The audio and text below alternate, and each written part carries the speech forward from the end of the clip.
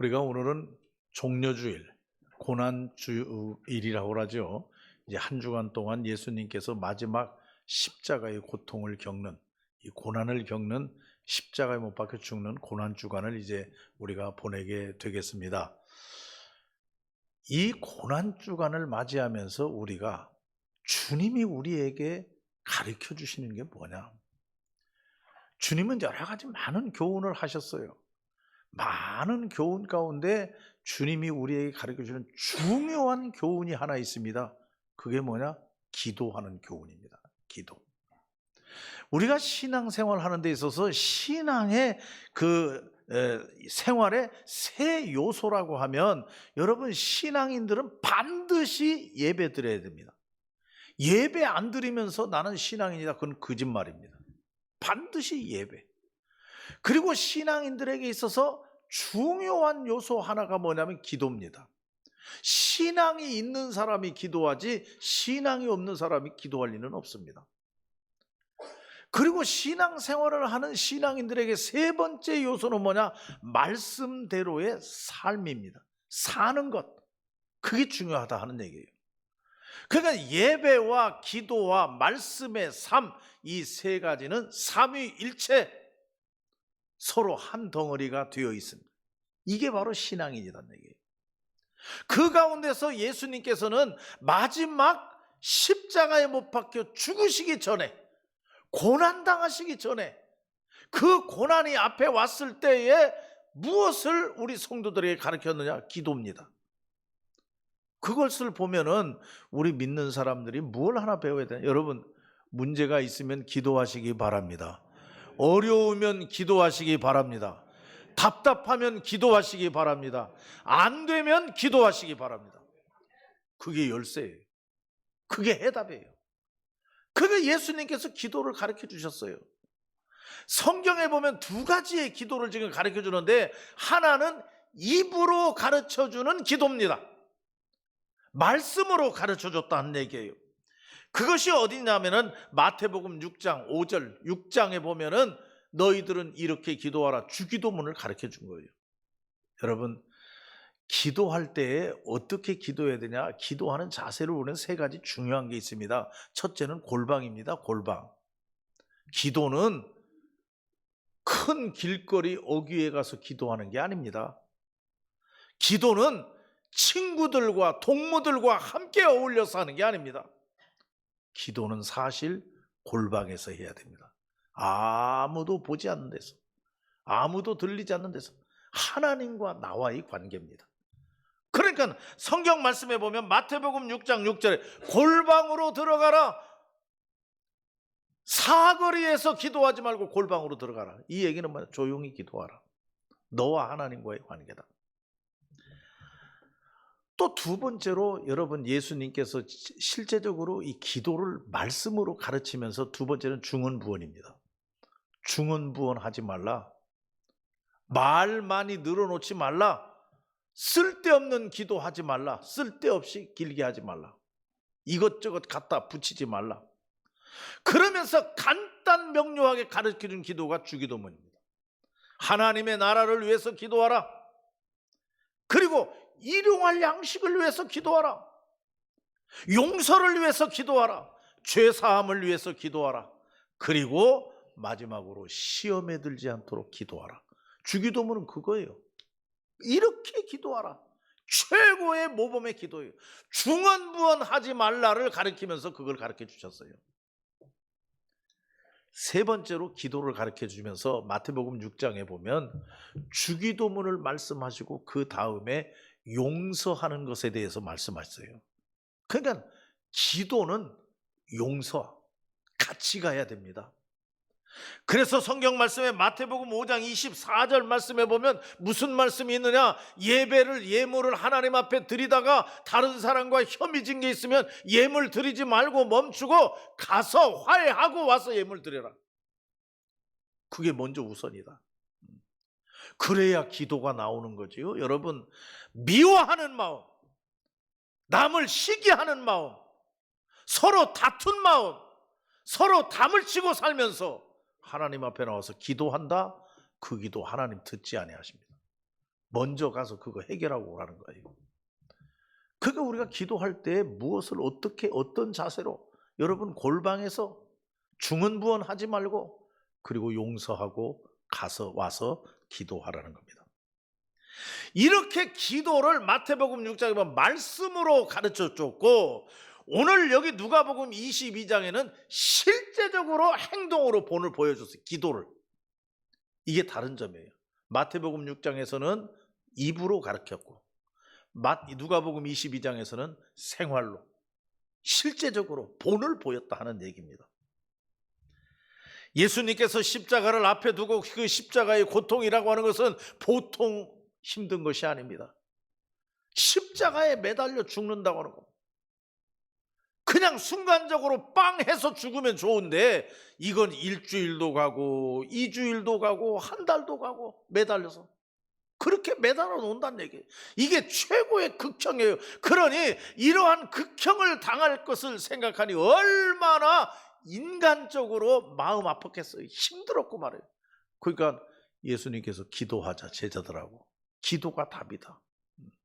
기도가 해결할 수 있는 능력이고 기도만이 우리가 이것을 이겨낼 수 있는 방법이다. 기도하자. 그런데 제자들하고 산에 올라가서 기도했는데 기도하고 와보니까 다 자고 있어요. 그래서 예수님께서는 일어나 기도하라. 일어나 기도하라. 그 말씀을 하셨단 말이에요. 근데 예수님의 기도를 가만히 보세요. 예수님의 기도에서 중요한 것을 우리는 세 가지를 배웁니다. 첫째는 뭐냐? 습관적입니다. 습관적. 여러분 신앙이라고 하는 것은 습관입니다. 기도 작정을 하고 날 잡아놓고 시간 잡아놓고 장소 잡아놓고 내가 기도해야 되겠다 그렇게 작정하는 사람들 기도 제대로 하는 사람 별로 없어요. 안 되거든요. 그러니까 기도는 어떻게 해야 되냐? 그냥 생활 속의 습관. 생활 속의 습관. 그렇기 때문에 어려서부터 아이들을 기도하는 훈련을 시켜야 돼요. 기도하는 훈련은 어떻게 해야 돼요? 습관들이기. 우리가 70주년을 맞이하면서 우리 교회는 성도들이 세 가지 습관 들이자. 첫째는 감사하는 습관, 두 번째는 도와주는 습관, 세 번째는 말씀을 보는 습관. 아주 기초적인 거예요. 거기에 하나를 더한다고 하면 기도하는 습관. 저는 참 감사해요. 우리 교회는 365일 문 열려 있어요. 본당에 들어오면 불 켜 있어요. 왜? 기도하시라고. 여러분 미안하지만 밤 8시가 되면 항상 이 자리에 나와서 기도하는 성도들이 5-6명이 계셔요. 이분들 생각하면 힘이 나요. 이분들이 기도의 불을 밝히고 있기 때문에 우리 교회는 건강하게 성장한다. 저는 그렇게 믿습니다. 그냥 습관이에요. 나 요번에 8시 되면 교회에 나가서 기도해야지. 그거 무슨 작정하고 그거 그냥 각오를 하고 말해요. 그게 아니에요. 그냥 8시 되면 교회에 가서 기도한다. 습관에 나오셔서 기도하는 분들이 얼마나 많이 계신지 말이에요.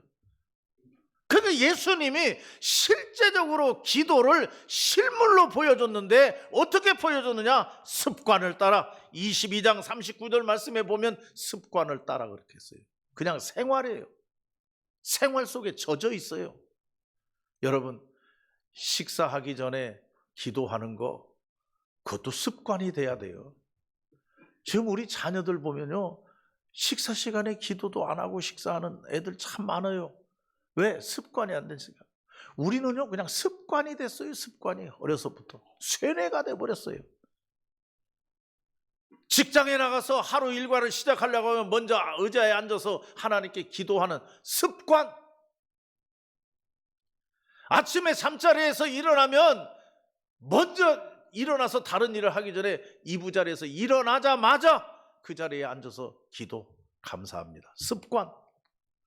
하루 생활을 다 마치고 잠자리에 이부자리에 들어가기 전에 그 자리에 앉아서 하나님께 기도. 이것도 습관. 기도는 습관이라고 하는 것. 예수님이 우리에게 본을 보여줬어요.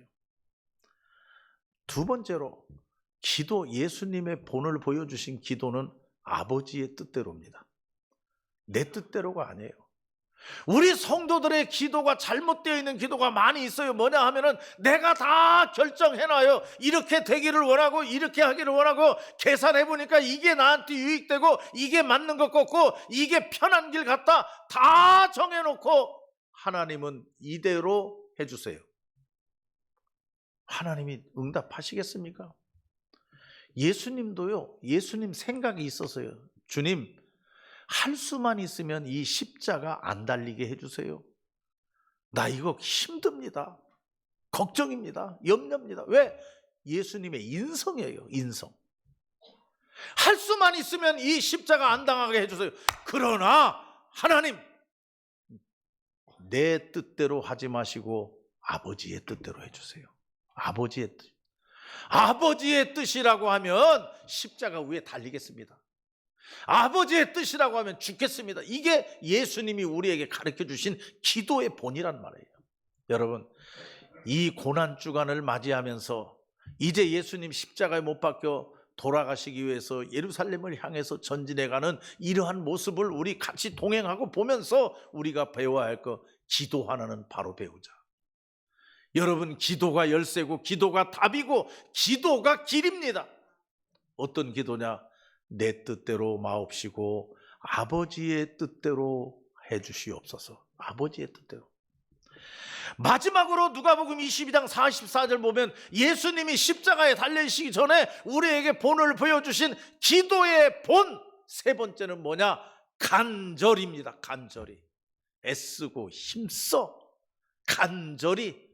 여러분, 간이 전려받습니까? 간이 전려받느냐는 얘기예요. 정말 애 같아서 정말 이 일이 이루어져야 되니까 이 문제를 해결하기 위해서 내 간이 절여받냐는 얘기예요. 예수님께서 간절히. 얼마나 간절히냐? 땀을 흘렸는데 땀이 핏방울이 돼요. 피색이 나온다는 얘기. 피색이. 여러분, 우리의 기도는 어떻습니까? 기도하면서 땀 흘려보신 분 계십니까? 우리는 말간 땀도 안 나와요. 우리 기도는 그래요. 근데 예수님은 지금 십자가를 앞에 두고 기도하는데 간절히 땀방울이 핏방울이 되도록 기도했다는 얘기예요. 이렇게 기도하는데 하나님이 응답하시지 않겠습니까? 나는 분명히 믿습니다. 하나님이 부활로 응답하심을 믿습니다. 예수님을 살려주셨어요. 다시 일어서게 해주셨어요. 저는 오늘 길게 말씀드리지 않겠습니다. 뒤 시간이 있기 때문에. 여러분, 이 고난주간을 맞이하면서 이제 고난의 한 주간, 여러분 어떻게 이 고난주간을 보내겠습니까? 우리는 새벽에 1시간, 2시간 좀 일찍 일어나는 것도 못해요. 힘들어서 못한다. 예수님은 땀방울이 핏방울이 되도록 하나님께 기도했어요. 우리는 1시간 일찍 일어나는 것도 오늘 하루 지장이 있어서 나는 못한다, 그렇게 하진 않습니까? 이번 한 주간, 고난주간에 정말 예수님이 보여주신 기도, 습관적으로 내 뜻이 아니라 아버지의 뜻대로, 그리고 애써 힘써 간절히 하나님께 간구하고 기도해서 여러분 십자가의 고난을 이기고 부활의 승리로 가시는 것처럼 우리 앞에 놓여있는 어떠한 고난도, 어떠한 문제도, 어떤 힘든 일도 이겨나가시는 하나님의 백성들 되시기 바랍니다. 기도하십시다.